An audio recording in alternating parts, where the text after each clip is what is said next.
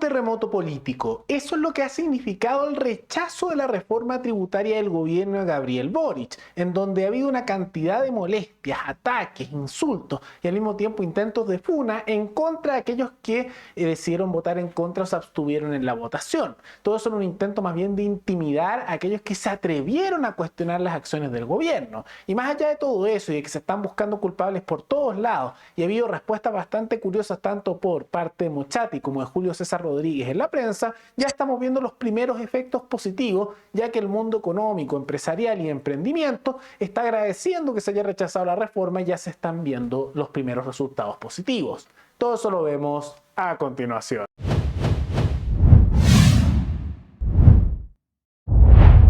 Hace un par de días se dio el rechazo de la reforma tributaria del gobierno de Gabriel Boric. Y tal como analizamos y supusimos que acertamos de que iba a mejorar la situación de la misma manera que en la victoria del rechazo que no quería el gobierno ayudó a la economía chilena y a la sociedad en general, como también la aprobación del TPP ayudó a que se empezara a recuperar el país, que ha empezado a mejorar lentamente pese a los intentos de bloquearlos por el gobierno, y dijimos que eso mismo iba a ocurrir.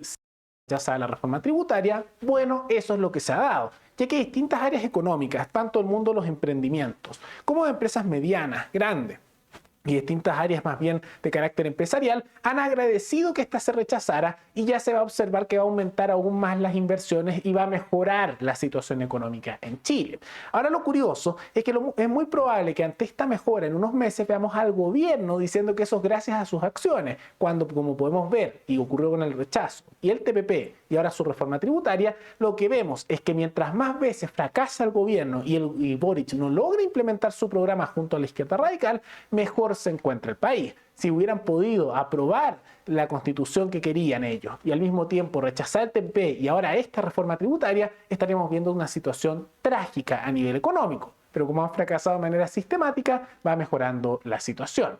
Pero más allá incluso de los efectos positivos en el corto plazo y mediano plazo, estamos viendo un momento de furia bastante grande por parte del gobierno, que ha continuado ya varios días, porque no se esperaban este fracaso y el nivel de reacciones ha sido muy similar a cuando perdió el apruebo frente al rechazo, de insultos, ataques, decepción, molestia, una, podríamos decir, desconexión con la realidad. Eso es lo que se ha visto. Y además de que el presidente Boric ha sido muy duro criticando, le han sacado a relucir una serie de mensajes suyos donde él en su momento durante el gobierno de Sebastián Piñera también votó en contra de las reformas tributarias de ese gobierno, que vale la pena decir que tampoco eran la gran maravilla, era una continuación de las reformas laborales y tributarias de Bachelet, que no son buenas para nada, pero de todas maneras él votó en contra y con argumentos que se podrían aplicar para los que votaron en contra o se abstuvieron de las reformas que él propone ahora cuando es gobierno. Tanto así que le sacaron declaraciones como la siguiente, y cito: rechazar la idea de legislar es una legítima decisión en función de la evaluación del contenido de un proyecto determinado. No es pereza, no confunda las cosas con que se debería hacer. Y simultáneamente se han sacado otras declaraciones, tales como que en realidad este tipo de actos que se están haciendo no son negativos para lo que es una votación, simultáneamente que dijo lo siguiente, que insistir con la idea de que rechazar proyectos del gobierno es obstruccionismo es falso. Si evaluamos que la propuesta de reforma tributaria es regresiva y favorece a los más ricos, que ahí está su elemento ideológico, tenemos el deber de rechazarla. Eso no es obstruir, es actuar por convicción. Y el ministro de Economía, Grau, que también ahora ha estado muy crítico por aquellos que decidieron votar en contra de esta reforma, en su momento decía lo siguiente, también durante el gobierno de Sebastián Piñera: votar en contra de la idea de legislar no es negarse a discutir. Como en estos y en otros casos, esa votación se realiza luego de debatir y escuchar muchas opiniones en el Parlamento. Y se vota de este modo cuando no se comparte lo esencial del proyecto. Falta educación cívica. Efectivamente, ministro, tal vez falta educación cívica, pero por parte de ustedes en este caso. Y tienen la razón en sus mensajes originales, porque uno no necesariamente va a votar a favor de cosas que no está de acuerdo. Y ellos creen que es lo mejor dentro de su pensamiento estatista y darle más poder al mundo político y al Estado. Pero aquellos que no comparten eso pueden abstenerse o votar en contra porque no lo comparten. Y el mismo Gabriel Boric, cuando era diputado hace tan solo 3 años, decía exactamente lo mismo. ¿Cómo podríamos entonces aprobarlo? Imposible en estas condiciones. Y por eso defendemos el legítimo rechazo que vamos a hacer como parlamentarios de un proyecto que no es en abstracto, es un proyecto de ideas matrices específicas de un gobierno de derecha que tiene convicciones distintas a las nuestras. Ahí lo pueden ver, sus propias palabras. Ahora, bastante hipócrita, pero de todas maneras no es una sorpresa, porque al verse confrontado con esto, él respondió de que el escenario era distinto, con la hipocresía de lo que dijo. Y su respuesta básicamente tuvo dos enfoques. Uno, de que en realidad él había aprendido mucho ahora siendo presidente y es distinto, que cuando él era diputado se equivocó en ser así, que claro, ahora conviene decir eso, ¿no? Seguro si siguiera en el Congreso estaría haciendo exactamente lo mismo, pero al mismo tiempo dijo que era muy distinta la situación porque él dijo que las reformas de Piñera bajaban los impuestos, en cambio su reforma los sube, entonces es distinto. Ah, porque claro, cuando son reformas que van en la dirección de su ideología y de lo que a él le gusta, y crecer el poder del Estado, de los políticos, y mayor control por parte del estatal y de los partidos políticos sobre la sociedad, ahí está bien y tiene que aprobarse. Si no es eso, no, inaceptable. Es una distorsión ideológica con la realidad impresionante y un nivel de doble cara que llega realmente a sorprender. Pero de todas maneras no se queda solo ahí, porque han empezado a buscar culpables y han apuntado principalmente a dos grupos. Primero a Pamela Giles, que incluso le gritó en su cara a Carol Cariola, le dijo, y cito, y disculpen el lenguaje, te cagaste a Chile, le gritó en el Congreso Carol Cariola a la diputada Pamela Giles, y al mismo tiempo otra diputada de la izquierda más radical salió a increpar a Pamela Giles solo por abstenerse en la votación y porque no quiso apoyar esta reforma negativa como consecuencia del ataque que recibió una diputada del mismo gobierno, el Partido Ecologista Verde, por parte del ministro de Educación, y era un voto protesta, aunque algunos sospechan que también esto es una venganza por haber bloqueado los retiros del 10% por parte del gobierno, pero es un matonaje impresionante, que muestra un poco la mentalidad que hay al interior del gobierno de que en vez de reflexionar con sus errores, de que tal vez ellos están haciendo mal, que les ha causado fracasar en bloquear el TPP, haber fracasado en el proyecto constitucional y ahora haber fracasado con su reforma tributaria, lo que llegan a la conclusión es que es todo culpa de otros, todo es porque los otros se equivocan, se ponen a insultar, atacar y tratan de amenazar o presionar con violencia verbal, en muchos casos en otras épocas era con violencia física en las calles, para que la gente les haga caso. Y eso no les va a funcionar. Ya han fracasado 3 veces seguidas y probablemente van a seguir fracasando porque no aprenden la lección.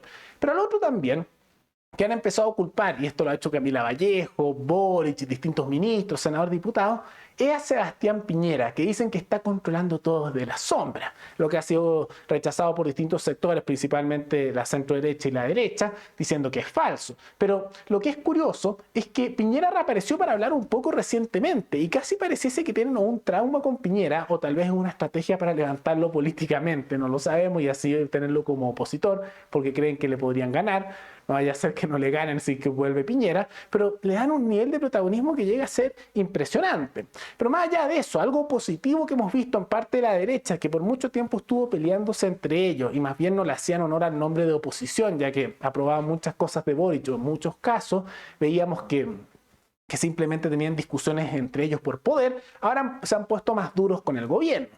Por un lado, hemos visto que tanto la centro-derecha como los republicanos están hablando que se puede llegar a rechazar la reforma no solo tributaria que ya cayó, sino también la reforma de pensiones. Se envalentonaron con esto, lo que es una muy buena noticia porque lo vamos a ver con más detalle en un programa posterior, pero esta reforma de pensiones tiene un elemento bastante negativo, donde el Estado empieza a controlar más dinero de las pensiones en lo que se llama un fondo solidario, bajo control de los políticos, y no se permite que el dinero esté bajo control directo de las personas, o sea, se pierde propiedad sobre ese dinero. Y al mismo tiempo se busca que los dineros a futuro pasen a ese control político en vez de estar en la propiedad particular de cada persona, o sea, de tener un control sobre su propio trabajo.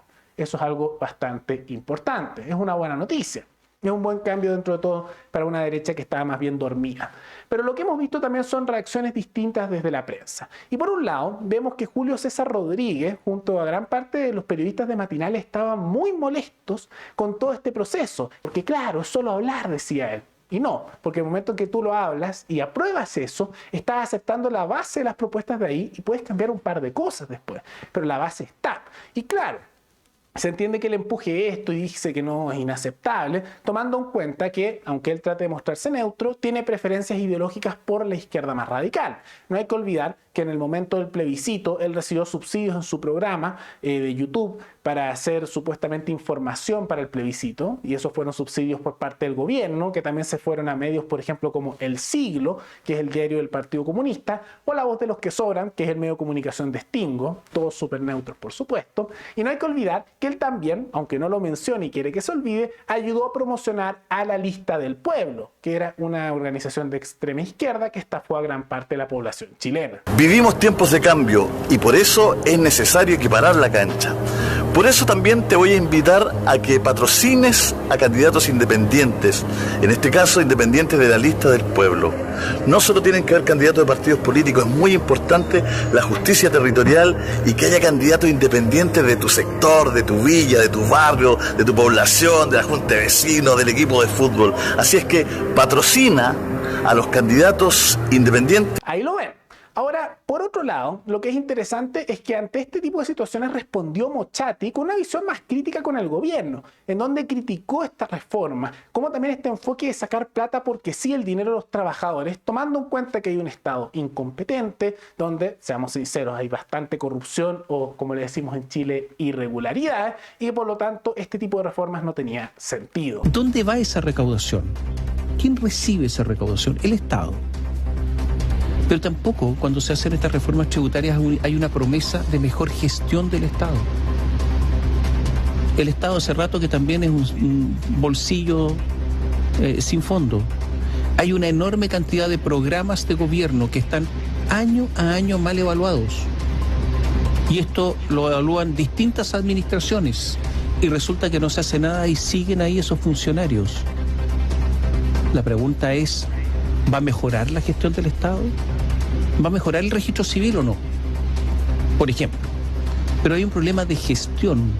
Entonces, si a un aparato que está funcionando mal y que está funcionando progresivamente mal, le ponen más dinero. A ver, la reforma tributaria es el trabajo de la gente, ¿no es cierto? Que es grabado en una mayor proporción para que vaya al Estado. En el fondo eso son las actividades productivas y las actividades productivas es trabajo. Por lo tanto hay una cuestión ética de fondo.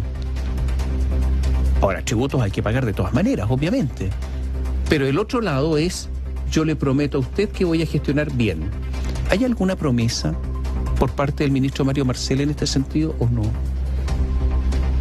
¿Hay una promesa de que cada funcionario que entre va a ser por concurso?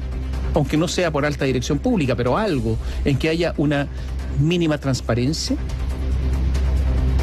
Esas son las preguntas que uno puede hacer. Le hago una pregunta a alguien.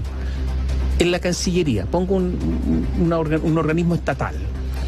¿Hay algún funcionario calificado en lista 2 o son todos lista 1?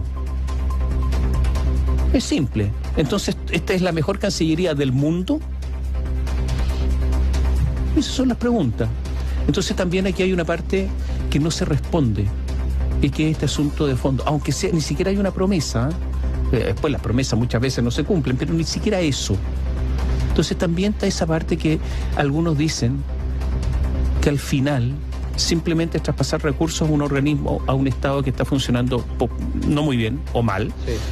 Y además financiamiento de la política, porque los políticos son los que administran el Estado. Una buena reflexión, y más profunda que la que hace, por ejemplo, Julio César Rodríguez. Pero de todas maneras, igual Mochati se queda corto, donde ahí establece que, bueno, igual hay que pagar los impuestos. Eso puede ser tal vez un remanente de ese pensamiento más estatista que tiene inculcado él.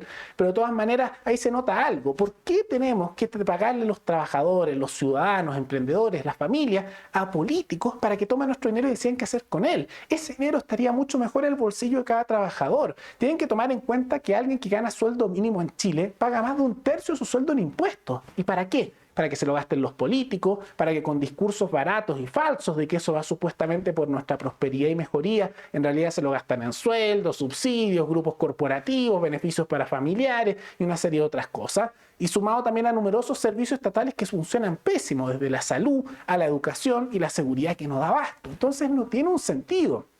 Sería mucho más lógico que una reforma tributaria fuera la idea de bajar impuestos, que el dinero estuviera en el bolsillo del ciudadano, del trabajador, del emprendedor, del que se esfuerza, en vez de la mano del político y todos los funcionarios públicos que les sirven. Es mejor que estén empoderadas las comunidades locales, las mismas familias, que haya mayor control sobre la educación, como el propio bolsillo, el dinero que tiene cada uno, y de esa manera también bajen los precios de todo al bajar impuestos. Ese sería el camino a una reforma tributaria. Y por lo tanto es lo correcto que se haya rechazado, y mientras no se empujen reformas en la dirección de mayor autonomía, de mayor control y de mayor propiedad del trabajador sobre lo que le corresponde, se tiene que rechazar cualquier cambio en la dirección contraria, o sea que le da poder al Estado.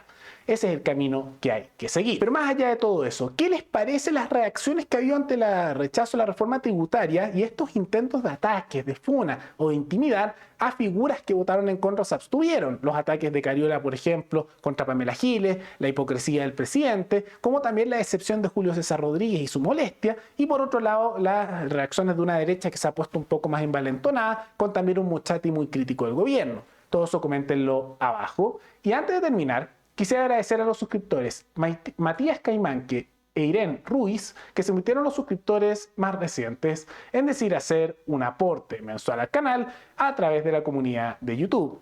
Así que muchas gracias, se los agradezco mucho. Gracias a aportes como el suyo y el de otros suscriptores, que este proyecto sigue adelante y se mantiene independiente. Así que si alguno de ustedes quiere hacer un aporte voluntario único por Flow, o por criptomonedas, o un aporte mensual por Patreon, o por la comunidad de YouTube, pueden decidir hacerlo mirando el comentario que se encuentra fijado abajo. Y también pueden apoyar este programa comentando, dando like y compartiendo este video en sus redes sociales. Nos veremos en el siguiente programa. Hasta luego.